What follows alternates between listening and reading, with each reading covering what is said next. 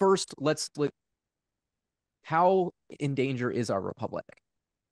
Well, as I say in the article, I think it's a little dubious if it even is a republic anymore. Probably, truthfully, it really probably is more democracy, but that's a fine thing. I try to say that doesn't have to be a bad thing as long as we keep some Republican bits. Um, but how in danger is our democratic republic? I think pretty in danger. Nobody agrees. There's no foundation to the regime. I don't think we're a particularly virtuous regime. Um, so I don't feel very hopeful for its future. But I should say, and this is something I think anybody who studies history figures out, is nothing on Earth really lasts forever. And so you're always, if you're trying to preserve a regime, you're always just trying to beat out the clock best you can. Um, and I think we should try to be, we should try to do our best to preserve it. But one day it will almost certainly go away. Um, but that moment doesn't have to be within our lifetimes. It doesn't have to be within our kids' lifetimes. And that's always kind of the mission, to keep freedom alive, to keep democracy alive as best we can, knowing that it's a very easy thing to kill. So a lot in there I want to get to. Okay. So first thing is we can't just accept that we're a democracy, in my opinion. And I think that you say that yes, it's okay to be a democracy as long as we keep some Republican bits. I think Mm-hmm. the Republican bits are the most important. You Mm-hmm. know, you have to have a framework or structure, a set of abstract rules, right, in place to to allow people to have their voices heard, to allow, because democracy is about power for the people.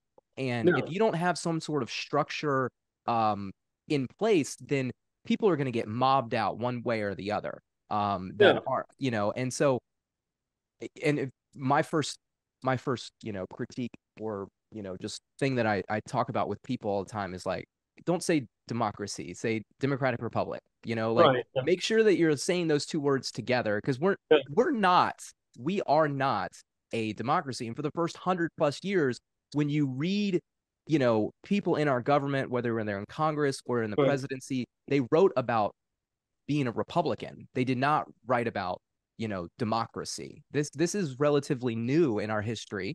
And I think that, you know, because even Andrew Jackson, the first Democrat, the first one to bring democracy, he Right. Yeah. still he valued Republican virtue, and that was the idea of people governing themselves. And that's kind of what you guys are doing at the, with liberal democracy. If no one should be able to Right. rule another person. Right. Well, in liberal democracy, I'm glad you brought up this word. I have the liberalism and republicanism go together rather well. Like they Yes. require you to have they require a level of virtue, a level of self-respect for other people. They require political involvement. They require rights. They require restrained government.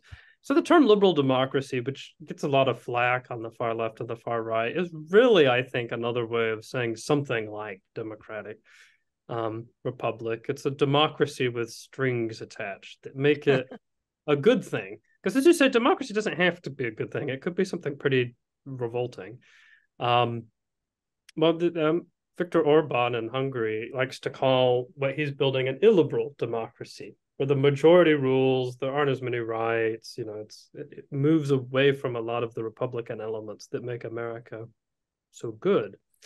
Um, and I do think you are right. I mean, it isn't to say that the people should rule absolutely is not a good thing. And on a practical level, I don't think a national government can be truly democratic. It's too far from the people.